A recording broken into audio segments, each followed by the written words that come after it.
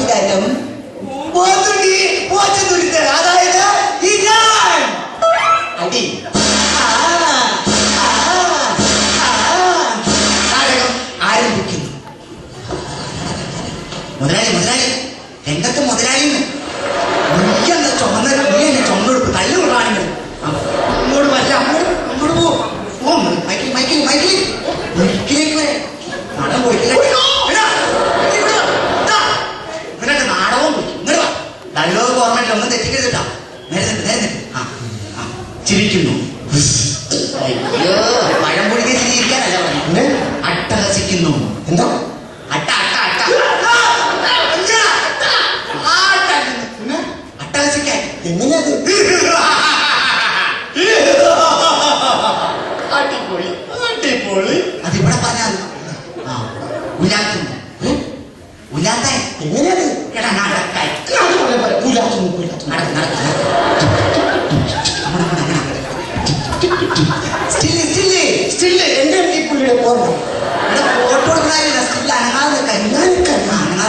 മകള് വരുന്നു. മകള് ഞാനാണ്, എല്ലാം നീയാണ്. മകള് വാ പോടെ, നീ അച്ഛനാണ്.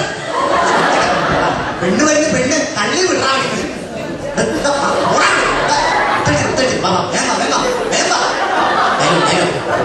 രക്ഷിക്കണം മുതലാളി, രക്ഷിക്കണം. 3 വട്ടം രക്ഷിക്കണം മുതലാളി, രക്ഷിക്കണം മുതലാളി, രക്ഷിക്കണം മുതലാളി, രക്ഷിക്കണം മുതലാളി, രക്ഷിക്കണം. മുതലാളിയുടെ മുഖത്ത് പുച്ഛം. മുതലാളിയുടെ മുഖത്തെല്ലാം പുച്ഛം. എങ്ങനെയത്? 3 കൊല്ലം മുമ്പ് ഇവിടെ ജോലിക്ക് നിന്ന ഞാൻ 3 വർഷമായി ഞാൻ ഇവിടെ ജോലി നോക്കുന്നു. ഇപ്പോൾ ഞാൻ 6 മാസം ഗർഭിണിയാണ്. എന്റെ വയറ്റിൽ വളരുന്ന രാജമോൻ എപ്പോഴും എന്നോട് ചോദിക്കും എന്റെ അച്ഛൻ ആരാണെന്ന്. അപ്പോൾ ഞാൻ പറയും നീ മാറിക്കുന്ന മുതലാളിയാണെന്ന്. ഇല്ലാത്ത ഗർഭത്തിന്റെ പേര് പറഞ്ഞേ. ഇല്ലാത്ത ഗർഭത്തിന്റെ പേര് പറയടാ, ഒന്ന് ആവേശത്തിൽ പറയണം. ഇല്ലാത്ത ഗർഭത്തിന്റെ പേര് പറഞ്ഞേ.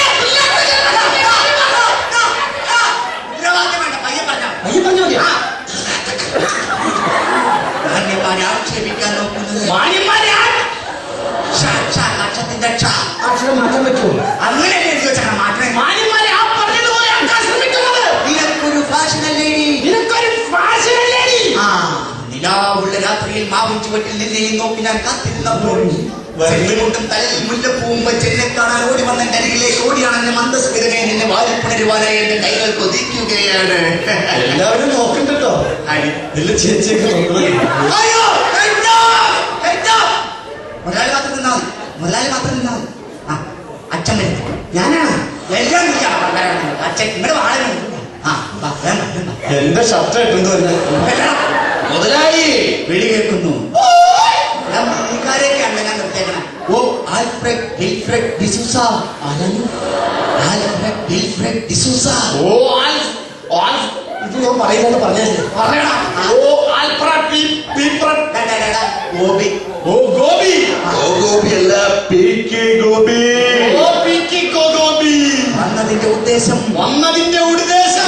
3 വർഷങ്ങൾക്ക് മുമ്പോട് ജോലിക്ക് നിന്നിരുന്ന എന്റെ മകളെ 6 മാസം ഗർഭിണിയാക്കിയ ദുഷ്ട, നിന്നോട് ഞാൻ പകരം ചോദിക്കും. എന്റെ മോളെ ഗർഭിണിയാക്കിയതും പോരാനിട്ട് എന്റെ മോളെ ഗർഭിണിയാക്കിയതും പോരാനിട്ട് എന്റെ മോളെ ഗർഭിണിയാക്കിയതും പോരാനിട്ട് എന്റെ മോളെ ഗർഭിണിയാക്കിയത് പോരാനിട്ട് അട്ടഹസിക്കുന്നോടാ ദുഷ്ട. നിന്ന് അട്ടത പുറത്ത് ദുഷ്ട. അട്ടഹസിക്കുന്നോടാ ദുഷ്ട. ഇത് ആ പറഞ്ഞത് ഹസിക്കുന്നോടാ ദുഷ്ട. ചാടി വീഴുന്നു. ചാടി വീഴുന്നു. ചാടി ചാടുന്നു. വീഴുന്നു. ചാടുന്നു. വീഴുന്നു. കഴുത്തിന് കുത്തി പിടിക്കുന്നു. അമ്മേ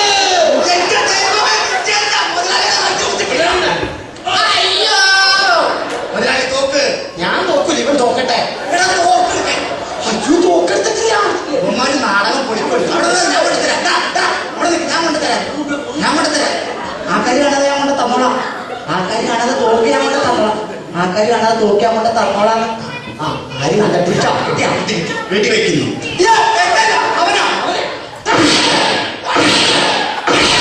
മരിച്ചു വീഴുന്നു.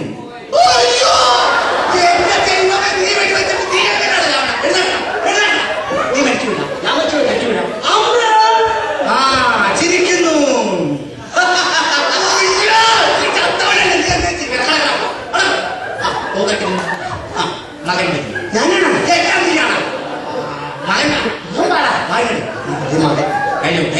മുതലാളി കൂടെ ജോലിക്ക് നിന്ന് എന്റെ പൊന്നുമകളെ ഗർഭിണിയാക്കിയത് പോരാഞ്ഞിട്ട് അത് ചോദിക്കാൻ വന്ന് എന്റെ പൊന്നച്ഛനെ വെടിവെച്ചു വന്ന ദുഷ്ട നീ നശിച്ചു പോകും. നിന്റെ വെടിയുണ്ടേറ്റ് ഇവിടെ മരിച്ചു കിടക്കുന്ന എന്റെ പൊന്നച്ഛൻ ഇത് അവിടെ പോയത് ഇവിടെ അവിടെ ഭയങ്കര ഉറുമ്പാട് ഉറുമ്പുകടിയെ സഹിക്കുകയാതെ ഇവിടെ നിന്നും മാറി അവിടെ മരിച്ചു കിടക്കുന്ന എന്റെ പൊന്നച്ഛനെ കൊന്ന ദുഷ്ട നീ നശിച്ചു പോകും. പെങ്ങളെ സൗവർണികേ പെങ്ങളെ സൗവർണികേ